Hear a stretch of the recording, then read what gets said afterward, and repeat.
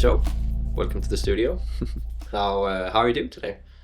Pretty good, actually. I just came from an interview, and it went super well. The girl we had the interview with, we were trying to get a UX UI designer, was very energetic, and she challenged us a bit. So I'm happy when I meet people that are not just kind of there for the sake of it, and that was fun to see. And otherwise, everything is good.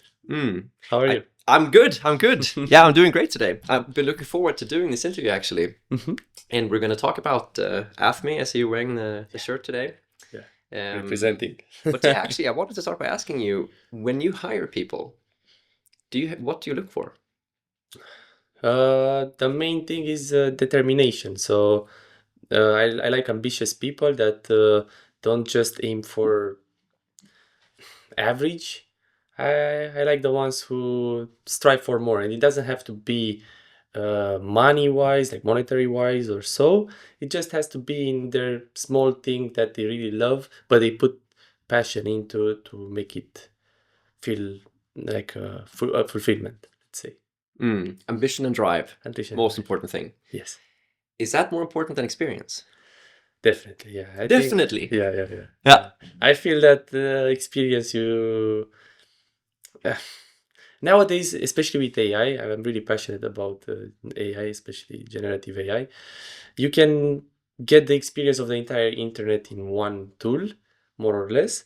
And then if you know how to prompt it, you can learn the lessons. What matters is to be open to learn, because we live in such a dynamic world that anyway you need to kind of how should I say, adapt constantly and learn the specifics of the particular topic that you're interested into or that you work with. So in our case, sports, you kind of need to understand the details of the region where you're at. So currently in Copenhagen, and then each city has its own particularities. So you cannot really get experience in our domain that much because it's a blue ocean, I would say. Oh, it's a blue ocean. Okay, very nice. It is, yeah. Well, yeah, okay. So driven people, blue ocean. It sounds like, the future is at your doorstep. But why don't we start with Athme then? You're on a mission. What is your mission? Our mission is to build the fastest way to play sports. So we try to be the go-to platform for the ones who try to stay active and play their favorite sport, or not necessarily their favorite sport, but sometimes it's even the sport that you played in high school. Then you graduated, went maybe to a different city for university or so, and then you never got the chance to play again. And we had a few stories of players who came, users, players, however you want to call them, who came to our events and said, I haven't played badminton since high school, and you guys brought it back, and it was amazing. And then they came every week to play over and over again, and that really fulfills us. Why sports? I love sports. It started with the fact that I started at a very early age. So let me recall. Firstly, it was swimming when I was like 5. I directly, the first time I went to the seaside in Romania with my parents, it was a mind-blowing experience. And then I was always in the water. They were telling me, come out of the water. You stay there for 5 hours, 6 hours, or 7 hours for a very long time while we were at the beach. And then I was lucky that in my school, some martial arts club came in. It was Japanese Ashihara Karate. And it's a full contact martial arts sport, let's say. And I practiced that for 2 years. So, yeah, it starts from the fact that I was very energetic. I remember that I was like 4 years old, and we had guests. And, a child wants attention and wants to impress. So what I was doing was that I was climbing the furniture. So you probably, if you were a guest at my parents', after 5 minutes, I would be probably not on the table because that would not be nice, but on the cupboard next by. Okay, so it's very energetic, I take it. Yeah. Do you think that, not everyone is as energetic. Do you think that everyone should play sports? Definitely for the benefits. I really believe that it gives so much, and all the studies show that. I'm pretty passionate about um, everything related to self growth and nutrition and ways to improve our lives, well being. So I'm watching quite many podcasts. I'm reading books about it, and all of them mention that physical activity is extremely beneficial for the brain as well as for the body with a good mix of nutrition, enough sleep, all these things together make a human being have a qualitative life. So for that, from that point of view, definitely everyone should do sports. But then that exactly what we are trying to offer is diversity, because we observed already in our events that not everyone has a talent for specific sports, but that's why we offer enough diversity so you can find your own. Because we have chess, we have bouldering, we have badminton. Maybe you're not good with racket sports, but maybe you're pretty good with volleyball, or maybe you're pretty good with cycling. They're pretty different. That's why we have 4 categories that are pretty different. So we have 3 ball sports, then we have 3 racket sports, then we have 3 fitness sports, and the last category we called it rewind, which is more like disconnect, more open. So in that category we have chess, and as a fun fact, we have chess because our CTO is an international master, close to grandmaster level, and we had to give him praise, and it's our identity in the end. So we had to have chess there. Also, by the way, it's one of the first sports I did with my grandfather. We were playing when I was like 6 or 7. And then we have hiking, which we just realized it doesn't fit too much with Denmark. So we will actually adjust. We will have different sports per country. But in Romania, it made a lot of sense. So we come from Romania, where it made so much sense to have hiking. And actually, the idea came from hiking. And I can tell you that story after, maybe. And then, yeah, and then we have bouldering as well. Okay, so quite a big variety. Yeah. I mean, chess is not it's not obviously that physical, but for the other ones, I mean, they sound like very social activities. Yeah. Would you say that that's a big important or a big part of it? Definitely. We try to be different than Strava or Rana, which focus on the individual. It's much more about your performance and kind of sharing your performance with others, and a bit less about the social aspect. Of course, they have running clubs. They became very big, and we really appreciate what they're doing for the industry, and constantly look up to them. But we try to do to mix up the sports aspect with the social aspect by targeting the team sports mainly, or group sports. Do you think the social aspect is important? One of the most important, because we are social beings, and the negative trends in social isolation and the depression and so forth are alarming, and they really care about humans, right? I feel I'm a humanitarian, if you want to call it that. I love humans. I love discovering others. I love hearing stories. So I'm sad when I hear that it's for a big bunch of people, it's pretty difficult to meet friends after a certain age, to meet others, sorry, not friends necessarily, and to make friends.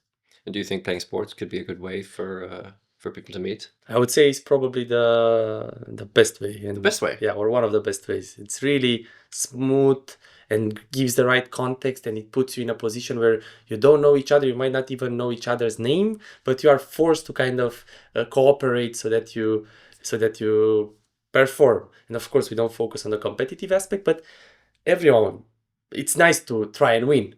Even if you don't, it's nice to give it a shot, right? So when they are in the same team and play volleyball, everyone feels a bit accountable, and that's the beautiful part about sports. Oh wow, that sounds really amazing. I would imagine though that, I mean, like you said, the rates of loneliness are going up. Yeah. And people are spending less time with their friends. If people are listening to this and they're on the fence, they don't know if they want to join a team sport. I mean, there's a reason people don't. It's a big commitment and everything. Yeah. Do you have anything you'd like to say to those people? That's why we kept it at pickup games, so event based, and not really club style, team style, where, because especially in Denmark and I think in Scandinavia overall, you have a lot of opportunities to join clubs, but that's a different type of commitment. We first of all focused on having flexibility in the events you one can choose, and then as a message for them, I would say observe first and get to make your own conclusions. So observe what the others already have done. You have now they really have the opportunity on our social media channels, for example, and not only, to see what kind of energy is there, and then that should be a pretty convincing point, I would say, in terms of like why would I join? Because in what we try with our social media strategy is to really emphasize the fact that that there is a good energy at the event, and you can already see that it's pretty fun. We do some different games. Sometimes we discovered a few badminton games with a guy who played badminton for a long time, and it was so spontaneous and random. He just came at the event and he knew more things, so he just proposed it, and then everyone agreed. So of course we didn't say no, we're gonna just stick to badminton. We did this kind of game, and people enjoyed it. And also we try to be innovators in sports, because that makes it a bit easier for the ones who are reluctant to join. It makes it a bit easier to actually join. That's why we launched also beach paddle, which is really a unique concept. Yeah, What is beach paddle? Beach paddle is a combination between volleyball and paddle. So you use paddle rackets. On the other hand, you use tennis balls that are for juniors. So they are those orange balls, if you know. They're a bit softer. And then you use the volleyball courts. So it's on sand, a beach volleyball. So in Copenhagen, in Amma, we promoted this concept, and then we even mixed it up with volleyball. So one court was for volleyball, and then one for beach paddle, and then sometimes they were switching. But you don't bounce the ball, I take it. You just hit it over the net. Hit it over the net. Similar to paddle. Yeah. Exactly the same like paddle, actually. It just doesn't bounce, and yeah, basically. But so you're inventing new sports. We are trying to do a bit of that too. I mean, that's amazing. It's a part of our value proposition. So it's innovative sports concepts. Play fast. It's one of the main thing. It's like get the chance to play without bothering. Because currently, if you try, and I encourage you to experience this. If you want to play a sport that's not super popular like paddle and football, you start having issues because you need to search for some groups. You're going to see that they're not that active and there's quite a lot of spam in them. And then you're kind of not having too many options. And we try to bring the option super well organized, easy to join, easy to get the details, easy to observe what, as I mentioned before, what the others have done during the events, or how the events are, what's all about, basically. That's more or less the idea, the vision we have. Okay. I mean, yeah, it sounds fun. So it's supposed to be easy, get people together. Yeah. Where did the idea come from to start it? What was the story? Yeah, I'm happy you're asking, because I was mentioning about hiking. So now I can come up with I can come back to that idea. So when I was in Sweden, I was kind of still very connected to Romania. So I was going almost full summer back home. And then I live in a mountainous area in Brasov, which is in the middle of the country, surrounded by mountains. So I have a lot of I have a lot of opportunities to go hiking, to go explore the nature. And we have pretty beautiful nature, I would say. So I was in love with mountains, and I loved it so much that I wanted to go almost every day. But because I was on vacation and the other ones were not, they had to work summer jobs, or everyone has plans during summer. You know how it is. In Romania, we have good weather, so you can actually have a lot of plans. I couldn't match on schedules. Some were like, it's first of all a niche category, because it's the ones that have the the passion for this sport, which is not super easy, especially when you do the higher peaks. That's first of all. And then second of all, having the time. And all these things together made it possible to go maybe once per month instead of going even every other day as I wanted, or every week at least. And then I was like, it would be so nice to have an app where you just go find your event or even maybe post your event, and then others get the notification and just join. And they get the details maybe, and then you can communicate easily and connect and go hike. So that's how it started. And then of course this replicated when I moved to, because I lived in 5 different countries, 7 different cities. So I experienced this a lot. Of course, when you're a student, you don't have this issue as much because you have a lot of student clubs and a lot of associations that offer the events. But when you start working and you move to a new city, it becomes much more difficult. And then when I moved to Bucharest, from Sweden, I went back to Bucharest and I worked in a big corporation there. And I really wanted to play football again because back in Lund, it was so easy. There were so many student groups and so on and so forth. And I had a group of friends because we were in the same class. And now in Bucharest, I almost didn't have anyone. And it was so hard to find the games. And again, the idea continued because this started in 2019 or 2018, around that. Before COVID. Yeah, the idea. And then it continued to be and to refine in my mind and the whole vision. And actually, what you see today is something I imagined for 5-6 years. Yeah. Was it hard to get started with it? The hardest part, and that's why it took so long, was to find the technical person to build it. And I really believe in teamwork. I played football for 11 years, so I'm a team player. I never wanted to start it alone, and I didn't feel I could do it alone. So then eventually, very randomly, I was just in 2024 in January, I was just finishing my vacation in Romania and coming back to Denmark to continue my masters. And I went for a beer with Radu, who is our CTO, and we had common friends. He was also a customer in my previous startup, pretty loyal customer actually.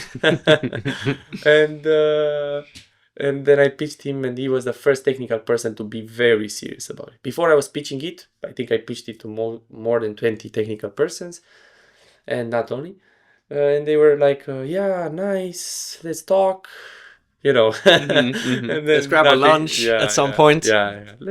Let's talk about it. And then it never happens. But he came back the next week when I just got back, and he was like, I was serious about it. Come on, let's set up the meeting. And then we never stopped. So from then, week by week, we talked so much and did the research first. And then we were thinking, shall we do it web-based?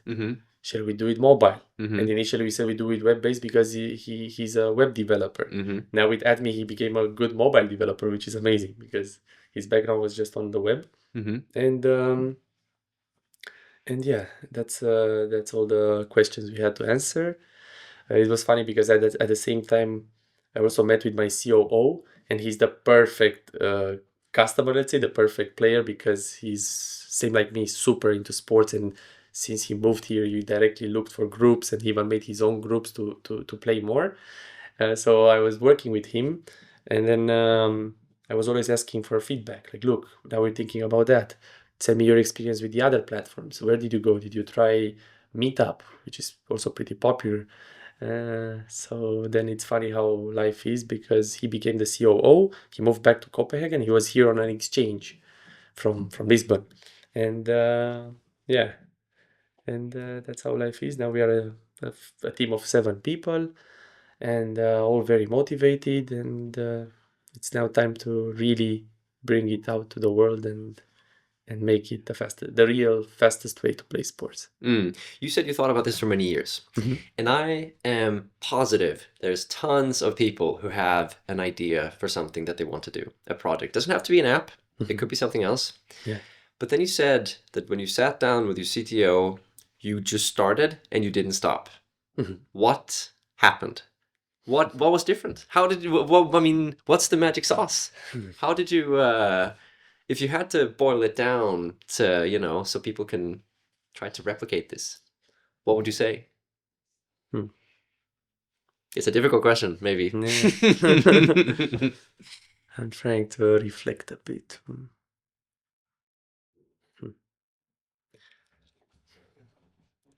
It's, I think it's the passion for it. If you really love it, if you, like, we have full-time job, we had full, like, we still have full-time jobs or full-time commitments. I was studying and then having a student job, and then also I was involved in some voluntary, because I love volunteering as well. But at least in my case, and I think I transmitted that to the others as well, this is really who I am. This is what I've been doing for a long time. I even shared on LinkedIn that in high school I had I was the sports representative for the high school committee. And this committee or council was made so that students can have extracurricular activities in high school.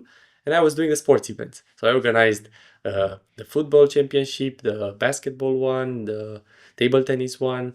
And I was not satisfied just with organizing it as before. I even said, look, we all contribute a bit so that we even have some prizes. And then I was making cups. And in the picture I posted on LinkedIn, you can see that I have a cup, and I was handing them the cups after the championship. So it's really who I am, and it gives me energy because I really love it. It's a it's a it's a perfect mix between doing sports, meeting others, um, releasing some stress by being engaged in physical activity. It's disconnecting as well. When you are really into a sport and you play, and especially if it's a bit intense, like a very good balanced paddle match, let's say, your mind is just there because you need to do good, especially when the others are maybe a bit better than you. Then you really need to step up, and that's how you grow. And Flow. yeah, exactly. A flow state. A flow state. Yeah. Yeah. Okay. Wow. Yeah. I mean, It you're really really selling gives it to me.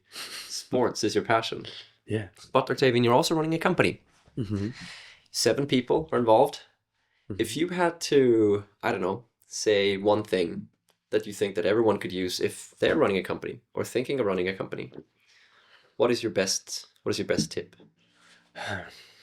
My best tip, the most important is to inspire, I would say. So if you don't start something just because you think you're gonna be rich, I'm gonna make billions. If it starts with that, you're gonna waste your energy very fast, and then people are gonna feel it. I really believe in this kind of like connection, energy exchange, all these kind of things. We are some kind of small bubbles of energy, and we connect, and some are on the same line, and some others are maybe lower or higher, depending on a lot of things. But I think you also observe that in throughout your life. There are certain people that enter a room and you directly feel something. It clicks. They just don't, sometimes they don't even need to say anything. Just feel that they know something, that they are the right kind. And I really believe that every person can be that, but in different ways because we're all so different.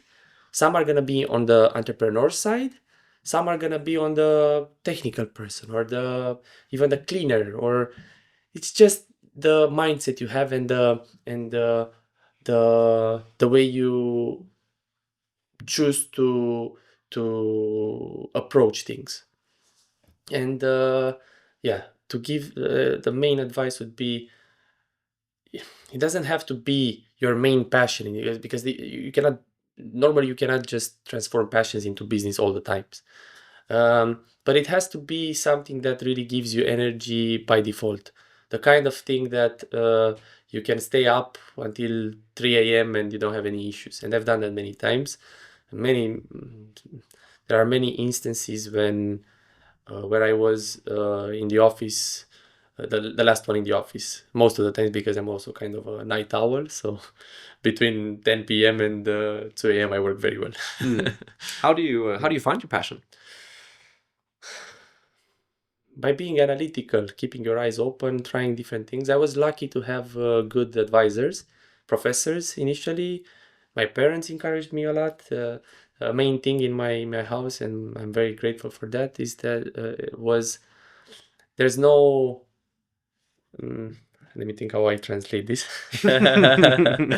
um, you cannot you should never say I can't, because it doesn't exist. That's what my father was saying. Romanian wisdom. Yeah, Romanian wisdom. So I can't doesn't exist. It's just I can. You can. If I want.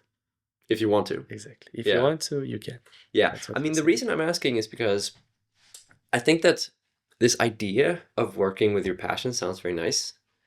Staying up until 3 in the morning, even if you're not a night owl. I mean, you know, a lot of people would like to have that. Yeah. But most people probably don't. Yeah. And most people are probably at the kind of earlier stage where they're trying to find their passion. Yeah. At the same time, making your passion into your job is not always a good idea either. Definitely. So it's hard in those kind of early stages to find what you want to do.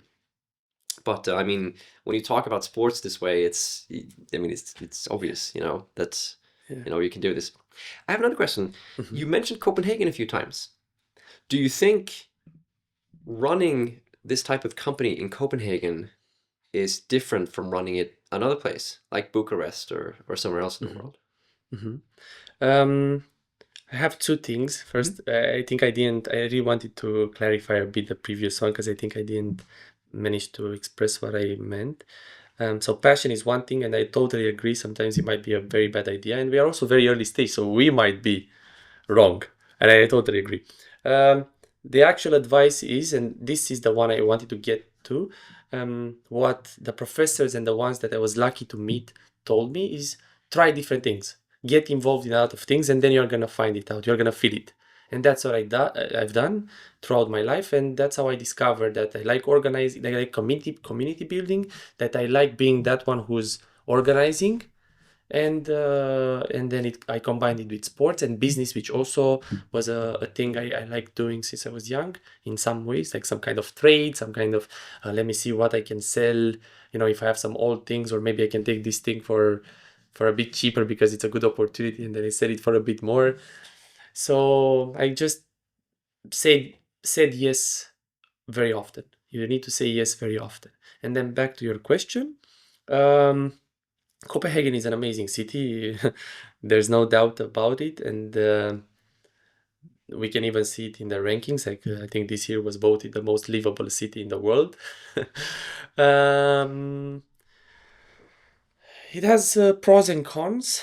What's a bit difficult is the fact that the state is a bit too involved in the infrastructure, in the sense that they manage most of the sports infrastructure, all the sports halls, and they don't have, I feel, and I'm disappointed, I'm gonna mention this, there's not enough interest into optimizing, because we observe the difference from the private venues that we rent. To give you a simple example, the private venue always offers slots in half an hour. So they give you also, so it's 1 hour and a half. The public halls do not have that option. So you are forced to take either an hour or 2. But our research and our experience shows that 1.5 hours is the best. So on one hand, it's good because you have a digital system that centralizes most of them, and then there's quite many options that you can book and organize the event. On the other hand, we have a challenge with the social aspect. Overall, Scandinavians are not as social as Spanish or French or maybe even Romanians. I think overall, I'm very happy and grateful to be here. And I think people are gonna listen eventually, especially if we manage to prove that this is having traction. And we will use that in our advantage. I don't know if I answered your question. No, I think it's fine. So people in Copenhagen are not as social as there might be other places, but at the same time, you're running an app for social events. Do you have any tips for how to combine these, put 2 and 2 together? we focused on expats a lot. Good answer. Yeah, but it's true. We focused on expats a lot, and then Erasmus students as well. Our first event was with Erasmus Student Network. So I want to take this opportunity and thank them for the support and for the good collaboration. We really try to give back now and offer some things to that community, which is absolutely amazing, because they really focus to create a great experience for the ones who go abroad. It's one of the most beautiful things in Europe, I would say. The Erasmus program overall gives, and I don't know if you experienced it, but it gives so much to the young Europeans. So many opportunities to get to know each other, to share about our cultures. There are these youth exchanges, besides the normal university exchange. And all of these change your perspective. They make you understand the differences. They combine the East with the West, because we are pretty different. Unfortunately, the East was cursed to be in communism, which was a cancer, a disaster. And yeah, that's how we did it. We focused on these communities, and they are the catalysts. So the expats and the international students, they bring all that energy we need on the platform and all that engagement. And then actually the locals started to join too. And we have a good proportion. It's around 20%, maybe 20% are locals as well. Only 20%.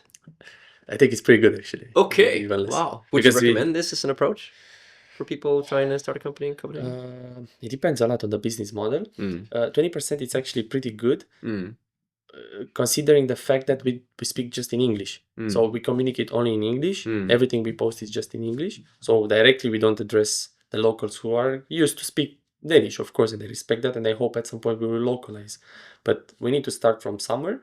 So we decided the ones that need it the most are the ones that don't have the network in the city, and that actually mention more and more. I don't know if you observe, but there are certain groups where expats communicate, and they are very, very sad by the fact that it's so hard to make friends. And it's not only expats, it's sometimes also locals who moved from different cities, or for certain reasons they don't have a big network, and yeah, that's an issue. And doing sports could be a great way to combat loneliness and make friends and everything. I really feel that. I think one of the best ways, if not the best. Yeah. Do you have any thoughts on why do you think this is the case with the loneliness and everything?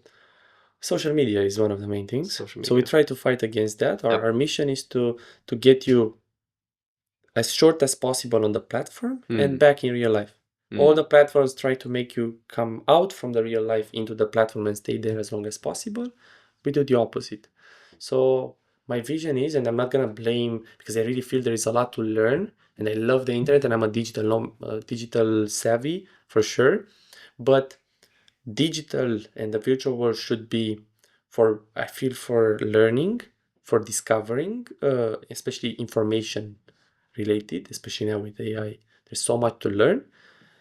But not so much for entertainment, let's say, or for socializing. Not as much, I would say. The social part should still be kept in physically, let's say, face to face. That's the kind of interactions we need more of, and it's pretty hard because it's much more comfortable and it feels more, I don't know, easy to be somebody else in the virtual world rather than in the physical world.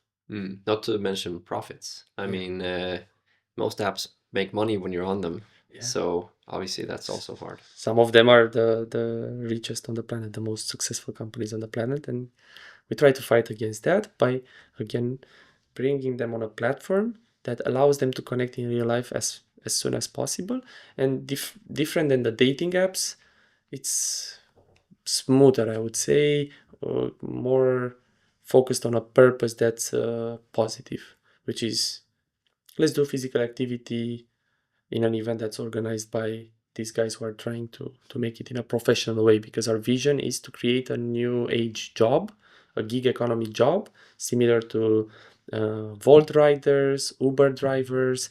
We want to bring the Athme hero, as we call them, or event host, sports event host, to become a gig economy job, to really be able to get a side income while you do what you love, which is a side, but could you make enough money to survive off this? Definitely, at some point you could. Not, I don't think as a full time, Mm-hmm. probably. And also most of the ones who do delivery and those, they don't usually have just that job. Of course, it depends from country to country, but definitely as a side job, it could be. Yeah. Nights and weekends. Yeah. Yeah. Another thing, you said dating apps. I mean, I thought that was very interesting. Do you think that doing sports could be a good complement to using dating apps, filling the same function? More like a supplement. Or like a supplement, okay. Yeah. Yeah, do you think you can like find love? Or maybe substitute, not supplement, sorry. Substitute, I want to say. So, supplement. Now, it could be supplement as well. Yeah. Some people are on dating apps, but also playing could paddle be. or I want them at some point to meet. Maybe they will meet on a dating app and then they say, let's go on Athme for our first date. Yeah. So it could be a supplement, actually. be a Very supplement as funny. well. You just gave me a new ideas. Yeah. You will have revenue share for this one. Yeah, maybe even a supplement. But the idea is that we create the context. Mm-hmm. So we would be very happy if you come to our events and at some point you start dating because of it. It's very possible, and it's amazing when the sex part, Mm-hmm. all those kind of things, the reluctance because of the interest that eventually, and for some gets very quickly to that, Mm-hmm. is actually completely bypassed, Mm-hmm. and we focus on firstly observing some ability, observing some behavior. You really can observe so much just by playing sport with somebody. It's an amazing date, and I recommend it to everyone. Because think about it. We go play paddle, yeah, and it's mixed, so it's one guy, one girl, or whatever, because it doesn't have to be just that, of course, but just for the sake of the example. And then you directly can observe if he's aggressive, if he's swearing a lot, if he's not fair. Bam, you got your insights. Or if he's kind, if he's encouraging the other, if he's even maybe teaching, he or she, of course. We don't discriminate, really. Like, it's just for the sake of the example, very beautiful that you can observe so much. And the same for volleyball, the same for football, the same for most of the sports we have on the platform. So that's how I see it. Best way to find love? Oh, we are saying so many huge things. I hope it becomes that soon. Now, you know that dating apps now, I think, make up to 65% or 70%. I've heard 70% of how people meet nowadays. Maybe we cut a bit of that slice and we take it for a better purpose, because then it's not just it's not so superficial, I would say. You get more. Also, many of them now struggle to bring them in real life faster. So maybe instead of going on that, just come on Athme and you're already in real life. But also with a third entity, a third party, a neutral one, that provides the experience and makes sure that weird behavior is not happening. That's the best part about what we are doing. We are bringing them in the physical world and directly can peer review and observe and correct some certain things to make sure that that everyone feels welcomed and that there's no danger. So why not doing it like that? Yeah. So safety, less pressure. Okay, you heard it here first, folks. Yeah. If you want to find Mr. Perfect, go play football. All right, Octavian, we've been around. We've talked about many different things. Is there anything that we haven't mentioned that you think we should bring up? About anything? About doing sports, finding love, I guess. Yeah. Like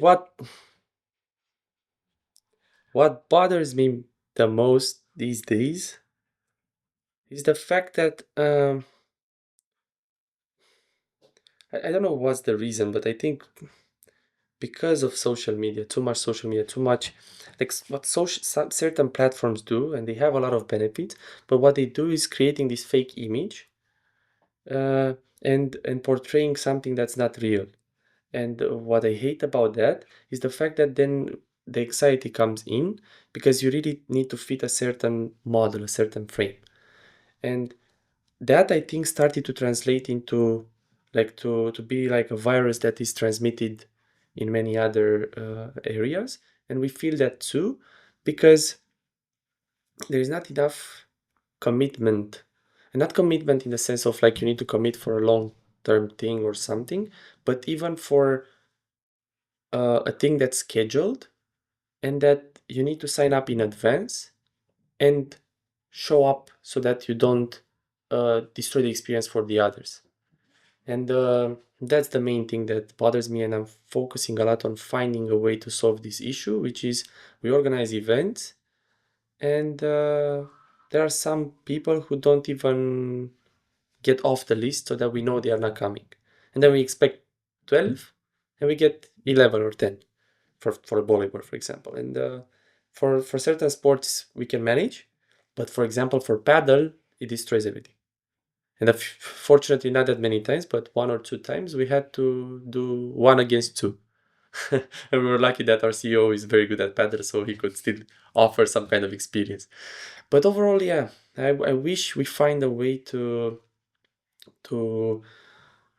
make people have a bit more how should I say, respect for the whole experience for the others. So when you cancel last minute and you don't even announce, remember that there's some others who made plans for that, who also paid, and so on and so forth. And yeah, that's something that I wanted just to mention, because it's something that bothers me, and it's one of the biggest challenges we have. How do we make people remember or get back to the point, the basics, which is kind of common sense? Try to be organized, and it helps in everything. So we need all of us to be a bit more organized and have this kind of like respect. And I feel a part of it is the fact that in the virtual world you can be whoever you want and do almost whatever you want. Therefore, that means you can do that with anyone and anywhere in any context. And, ghosting, for example. Yeah. Even. So if you're listening now and you think of not showing up for something you signed up for, Octavian's coming for you. Yeah, exactly. All right. This has been great. If people want to keep up with you or the work you do, where should they go? So I think our Instagram is pretty nice. We have a lot of nice materials, good materials to really observe what Athme is all about. And then on our website, you can read our story. We have also a few blogs that I really want to encourage everyone to check, because it describes a few important aspects that you might want to know about Copenhagen and the sports community in the city, and not only. And otherwise, personally, LinkedIn, Instagram.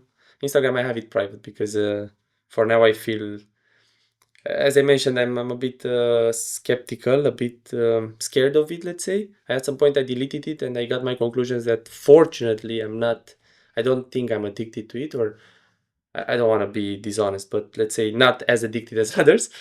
So I had 50 days without, and I didn't, like, the only thing I was really feeling missing was staying in touch with the others, which is the actual purpose, or at least it should be the purpose. What I love about these platforms, and I want to really mention this, that there are things I love about, is that it gives me the opportunity to really, when somebody's posting a story, and I usually care about people, I really care about people overall. I'm happy to see, they went on this vacation, and I react and I say, how is South Korea? So for me, it's really about that, and that's what I felt missing.